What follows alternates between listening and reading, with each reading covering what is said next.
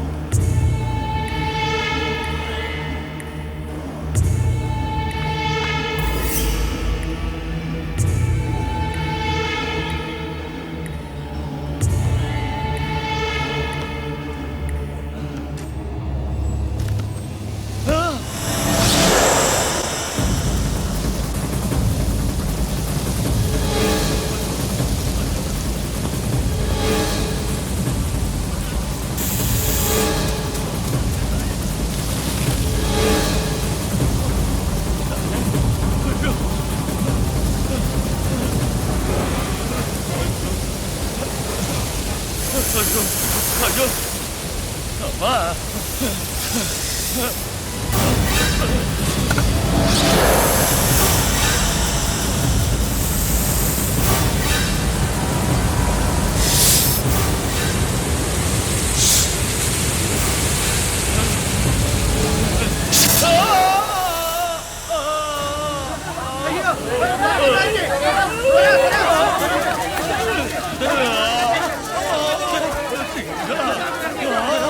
என்னாச்சு துரை? தப்பு செஞ்சவங்களுக்கு தண்டனை கொடுக்கிற நானே ஒரு பெரிய தப்பு பண்ணிட்டேன். நான் செஞ்ச தப்புக்கு அந்த நாகதேவதைய தண்டனை கொடுத்துட்டா. இனி பொழைக்க மாட்டேன். சொல்லாதீங்க பொழைக்க மாட்டேன். இல்லனா இந்த கூடாரமே இல்ல. நீங்க பொழைக்கணும். நீங்க சாவ கூடாது துரை. செவந்தி நீ துரைய பாத்துக்கோ. தண்ணி குடிக்க விட்டுறாத என்ன. நான் போய் இப்ப சாமியை கூட்டிட்டு வந்துடுறேன். துரை உங்களுக்கு ஒண்ணும் ஆகாது துரை. சாக்கிரதையா இருங்க. வந்துடுறேன். எனக்கு அப்புறம் இந்த கூடாரத்துக்கு சிங்கம் தான் தலைவன்.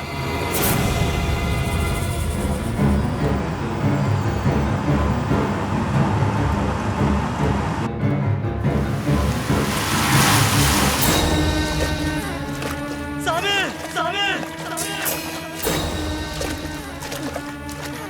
சாமி சாமி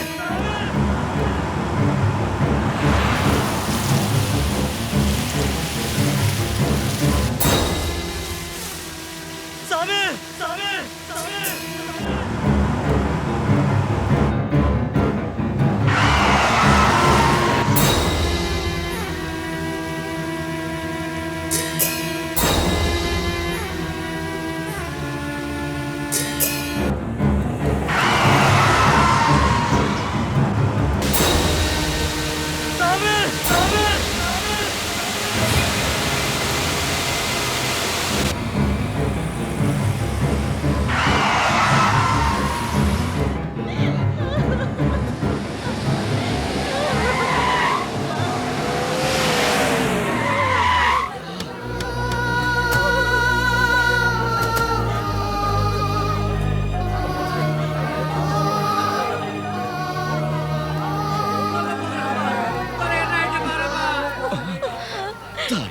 என்னாச்சு செவந்தி?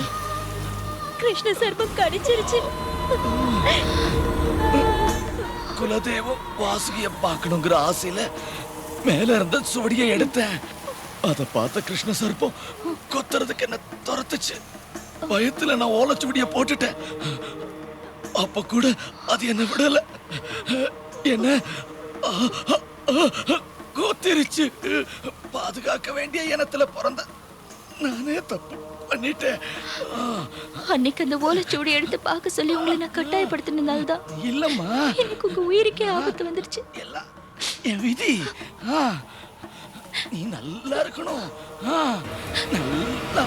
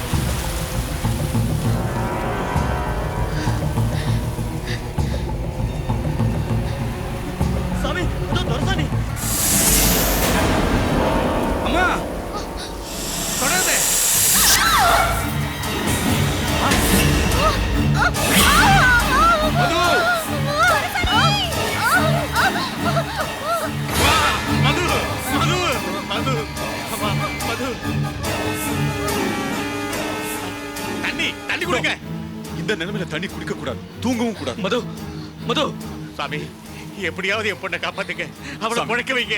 அன்னைக்கு பாம்பு கடிக்காம இருக்கிறதுக்கு நீங்க தான் தாயத்தை கட்டிங்க. இன்னைக்கு அவளோட உயிரையும் நீங்க தான் சாமி, காப்பாத்துங்க. நீங்க கட்டின தாயத்தை கழட்டதுனால இப்ப உயிருக்கே ஆபத்தாயிடுச்சு. வெள்ள நாகத்தோட சக்தி என்னன்னு எனக்கு தெரியும். அந்த நாகம் இந்த பொண்ணை பழி வாங்க கூடாதுன்னு தான் என்னுடைய தவ வலிமையெல்லாம் ஒண்ணு சேர்த்து அந்த தாயத்தை கட்டினேன். கழட்டக்கூடாதுன்னு சொன்னேன். இப்ப என்னால எதுவும் செய்ய முடியாது. சாமி, அவ கண்டிப்பா பழைக்கணும். அப்பதான் இந்த உலகத்துக்கு சில உண்மைகள் தெரியும். என் பொண்ணை காப்பாத்துற சக்தி உங்களுக்கு மட்டும்தான் இருக்கு சாமி. இந்த பிரபஞ்சத்திலேயே உங்க பொண்ணோட உயிரை காப்பாற்றக்கூடிய சக்தி அந்த ஆதிசேஷனுக்கு மட்டும்தான் இருக்கு. நீயே கதின்னு பக்தியோட பூஜை செய்யுமா.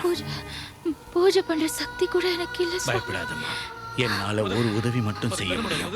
அந்த ஆதிசேஷனை பூஜை பண்றதுக்கு உண்டான சக்தியை நான் உனக்கு கொடுக்கறேன். ஓ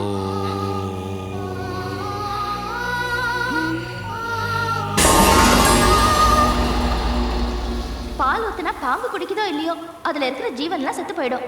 நீ என்னமோ பாம்புங்கள தேவதைங்கிற, ஆனா சைனால அதே பாம்புங்களை கட் பண்ணி சாப்பிடுறாங்க. பூஜை பண்றவங்களுக்கு சொர்க்கமும் இல்ல, கட் பண்ணி சாப்பிடுறவங்களுக்கு நரகமும் இல்ல.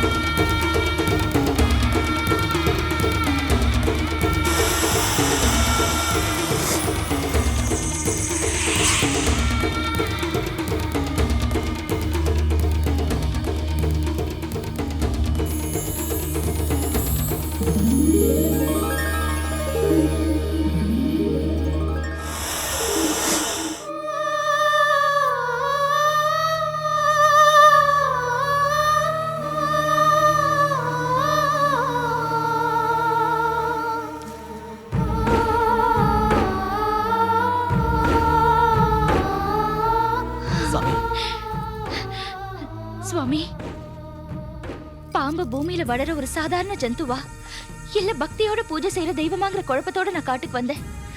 உங்க மகிமையால பாம்புக்கு தெய்வ சக்தி இருக்குங்கிற உண்மையை தெரிஞ்சுக்கிட்டேன். உங்க உதவியை மறக்க மாட்டேன் சுவாமி.